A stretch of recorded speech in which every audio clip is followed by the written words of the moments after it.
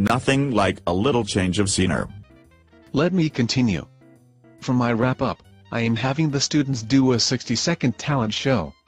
In 60 seconds, they use their talents and describe what they learned about comparing numbers. By golly, that's great. Did you give them a reward? I certainly did. They get to choose their reward before the talent show begins. If everyone works hard, then they receive the reward that they decided on. Sounds like some universal design for sure. What was their end-of-lesson assessment? Well, I created a tic-tac-toe box with 9 performance options. The students must choose 3 in a row to complete. They vary from making a song to creating their own manipulatives. That's so sweet. Yes, it sure is sweet. Thanks for listening to my lesson plan.